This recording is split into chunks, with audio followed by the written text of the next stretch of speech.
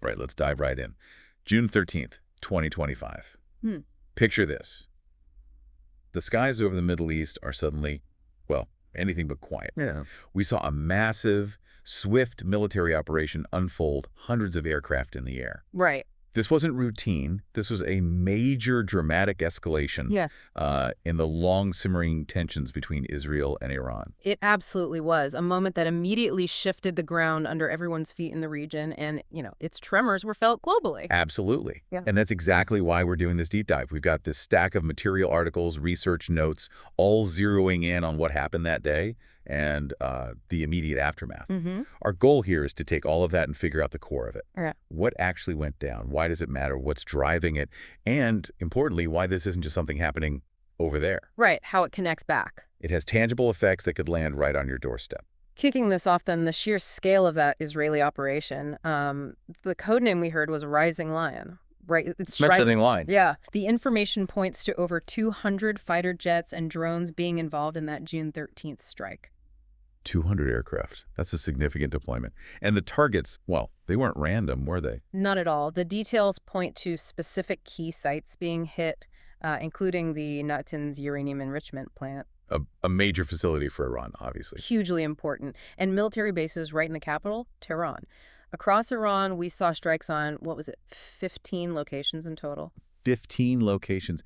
And the impact on the Iranian side, according to the reports we reviewed, was considerable. It really was. The commander of the Revolutionary Guards, Hossein Salami, and the Armed Forces Chief, Mohammad Bagheri, both killed in these strikes. Wow. So this wasn't just hitting buildings. Key leadership figures and several nuclear scientists were also among the casualties reported. So when we look at how Israel justified this kind of operation, the reasoning we're seeing articulated is, well, it's a preemptive strike. The stated goal was to prevent Iran from acquiring nuclear weapons, framing Iran's program as an existential threat to Israel. Which is language they've used consistently. Now, when a strike of that magnitude happens, the reaction is immediate and, forceful. Of course. Iran responded by launching its own barrage over 100 drones directed towards Israel. And most of those, thankfully it seems, were intercepted.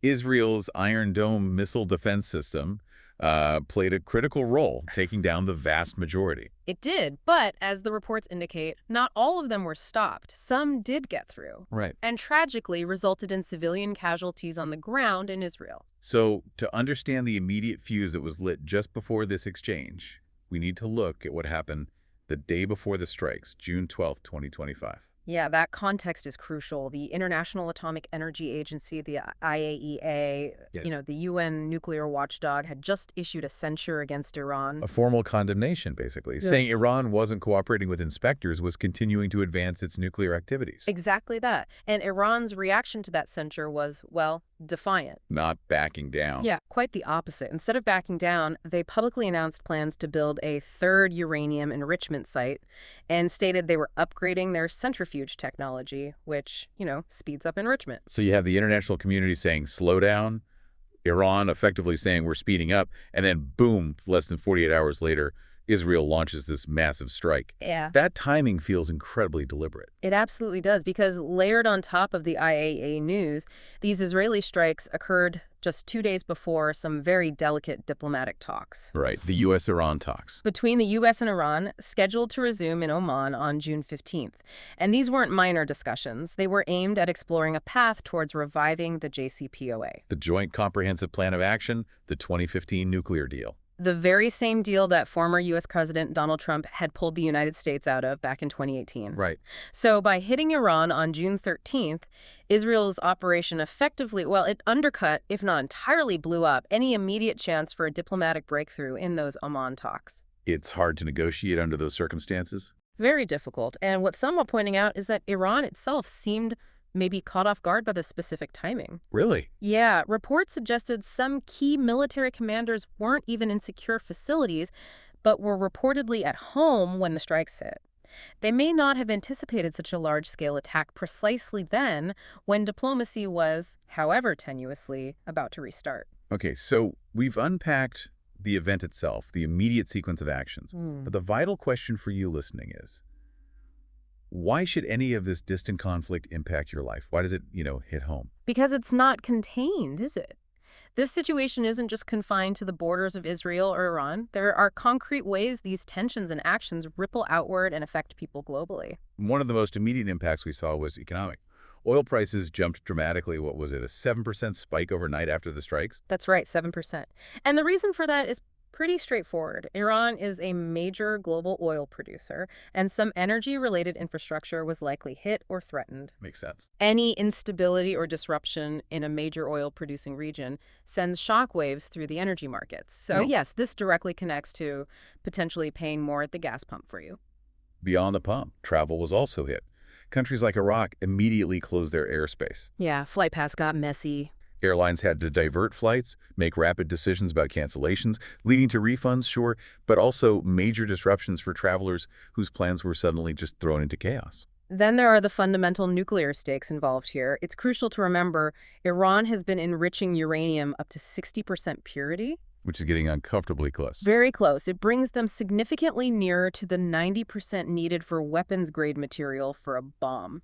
And the IAEA, the watchdog, they've been sounding alarms about this, right? Yeah. Noting Iran's stockpile could potentially be weaponizable if they decided to go that route. Repeatedly. And here's where it gets complex, maybe even a bit ironic. While Israel's stated aim with the strikes was to slow Iran's nuclear program, the significant risk highlighted is that this action could actually push Iran to accelerate its efforts towards a weapon. Using the attack as justification. Exactly.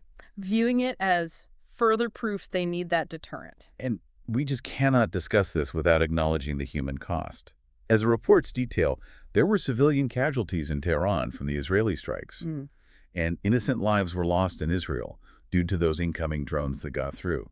Behind all the geopolitics, there are real people, real families suffering. Absolutely.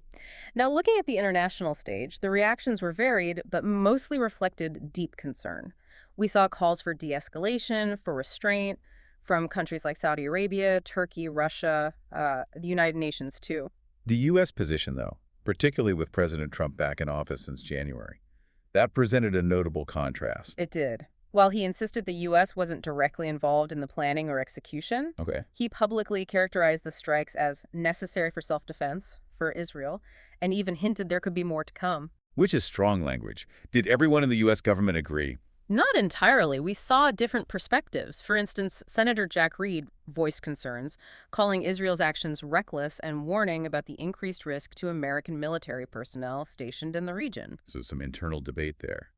And Oman, country that was supposed to host those talks. They stuck to their guns, basically, maintaining their stance that diplomatic engagement and dialogue remain the only viable path forward, which just highlights how hard it is to pursue diplomacy when missiles are flying. To really get the weight of this event, we have to place it in the broader context, the regional history that's been unfolding. Absolutely. Tensions between Israel and Iran and their allies and proxies have been incredibly high, especially since the October 7, 2023 Hamas attack on Israel. An attack that resulted in, the numbers we have are 1,210 people killed and 234 hostages taken. Correct. And Israel's subsequent military operations in Gaza, as we've seen reported extensively, have leveled much of the area and tragically resulted in nearly 33,000 Palestinian deaths, according to Gaza and health authorities. This is where Iran's regional strategy becomes really key, isn't it? Iran supports this network of proxy groups. The axis of resistance, as they call it. Right. We're talking Hamas in Gaza, Hezbollah in Lebanon, the Houthis in Yemen. Groups that have launched attacks against Israel and its interests from various locations. Definitely. And Israel, in turn, has a... Stepping back then, let's try to understand the why now. Why did Israel choose this specific moment, this level of force? What are the potential drivers behind that decision? Well, several factors are likely in play. One possibility points towards Israeli domestic politics. Yeah, the internal situation. Right. Prime Minister Netanyahu's coalition government was reportedly facing instability, polls suggesting maybe a loss of his majority.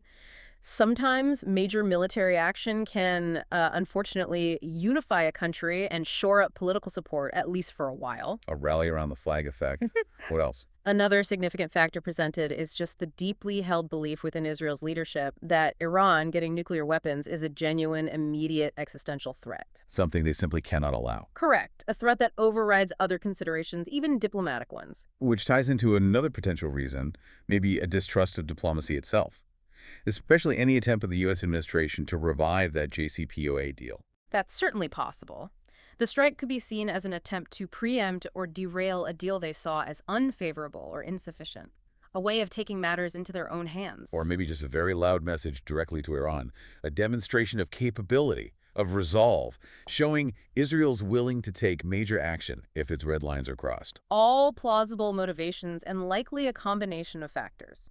Now, looking at Iran's side, we also need to consider the context they're operating in. They've been under intense pressure for years. Sanctions, covert actions. Exactly. Economic sanctions, cyber attacks, assassinations.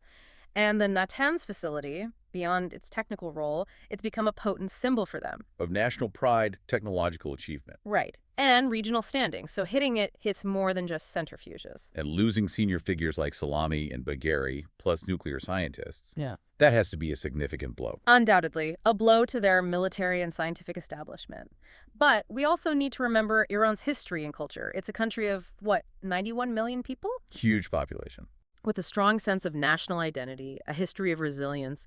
Shia martyrdom narratives play a role too. Often when attacked, the tendency is to unify and resist, not crumble. And they aren't isolated, are they? They have allies. Increasingly so. They've been deepening ties with countries like Russia and China. And we even saw how regional tensions can pull others in. Remember, India's past efforts to secure its citizens when that Israel-linked ship was impounded by Iran. Right, it shows how quickly these things can ripple outwards and involve a wider web of global players. Precisely. Okay, let's bring it back to those U.S.-Iran talks that were supposed to happen in Oman. Their core purpose, as we understand it, was to see if the JCPOA could be salvaged. Yeah, the basic trade-off. Iran limits its nuclear program, the world gives sanctions relief. But the analysis we reviewed makes it pretty clear how Israel's strikes just derailed that completely. Absolutely. And President Trump's public reaction, specifically calling the strikes necessary, that really damaged his administration's credibility as any kind of neutral mediator. Yeah, it's tough to mediate when you're seen as endorsing one side's military action right before talks, especially action that seemed designed to sabotage those very talks. It puts the U.S. in a very difficult position regarding facilitating dialogue. So this leads to the conclusion, which seems pretty widespread across the analyses, that the chances of reviving the JCPOA through those channels, at least anytime soon, they're exceptionally slim now. That particular diplomatic path seems effectively closed for the foreseeable future. So, looking ahead now, what does this all mean for the region's future? Where could this go? What are the big risks, the potential paths forward? Well, the analysis points to a landscape of really high risk and uncertainty. One major potential scenario, and obviously the most concerning one, is significant escalation. What should it look like? It could manifest as Iran deciding to, say, dramatically ramp up its nuclear enrichment towards weapons grade, or launching more frequent, more impactful attacks via its proxies across the region. Drawing Israel into wider conflict. Exactly. And a conflict of that nature carries the very real risk of dragging in external powers. The U.S. could be drawn in due to its alliance with Israel. And Russia, China. Given their growing ties to Iran, they could also find themselves implicated, willingly or unwillingly. One analysis painted this future really starkly, describing it as a scenario where your idea of a holiday might become less about going abroad and more like a staycation in a bomb shelter. Grim picture. What about the opposite? Any chance of de-escalation? It's the hope, of course. A scenario where maybe cooler heads eventually prevail, some form of mediation somehow brings parties back to a negotiating table instead of continuing military action. But is that likely right now? Based on the current situation, the recent events, the deep distrust, it's generally presented as unlikely in the immediate term. Which leaves us with maybe the most probable immediate outcome, what some are calling a state of stalemate. That seems plausible. In this scenario, both Israel and Iran continue their strategic maneuvering. They might engage in limited targeted strikes, maybe more proxy confrontations. But they hold back from all-out war. Right. They actively avoid that full, devastating conflict because both sides likely recognize the catastrophic consequences. It's a dangerous standoff, a simmering conflict, but one where both hesitate to unleash total war. But even in the stalemate, the analysis underscores that the underlying stakes remain incredibly high. They haven't gone away. Not at all. A nuclear-armed Iran, should that happen down the line, would fundamentally reshape the entire Middle East. How so? It carries the significant risk of triggering a regional arms race. You could see countries like Saudi Arabia, maybe others, deciding they need their own nuclear capabilities to counter Iran. A domino effect. Exactly.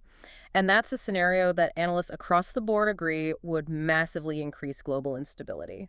So pulling together the threads of the analysis we've been looking at, there's a clear perspective emerging about just how useful military action actually is here. Yeah, a conclusion that really resonates through the material is that war, or these large-scale strikes like June 13th, it's a poor and potentially counterproductive solution to the core problem. It might delay things temporarily. Right. It might cause temporary delays to Iran's nuclear program, but at the same time, it makes the already incredibly difficult path towards a diplomatic resolution even harder. It might even close off avenues that existed before. So what's needed instead, according to this view? The analysis suggests what's critically needed is a broader halt to hostilities, not just, say, in Gaza, but a wider de-escalation across the whole region. Easier said than done. How would that happen? Mediation is key. The analyses point to potential actors, the UN, maybe the US, if it can rebuild credibility, or perhaps neutral powers who have relationships across the region, like India was mentioned. And what would be required from Israel and Iran themselves for that to work? It would require a fundamental shift in approach from both sides.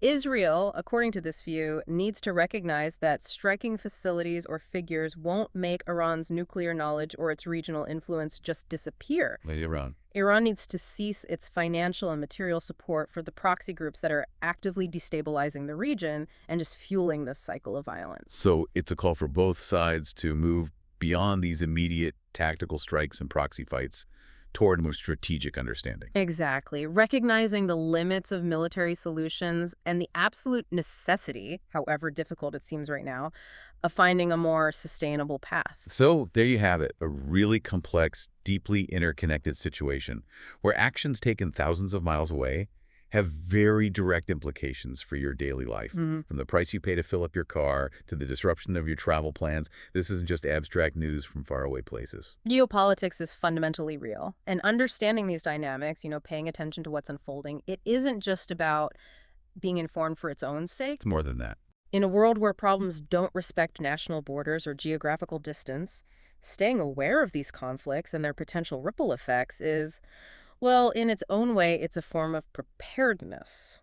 Because while ignoring it might feel easier, maybe more comfortable in the short term, Right. that kind of willful ignorance offers absolutely no protection from the very real consequences that conflicts like this can bring right to your door.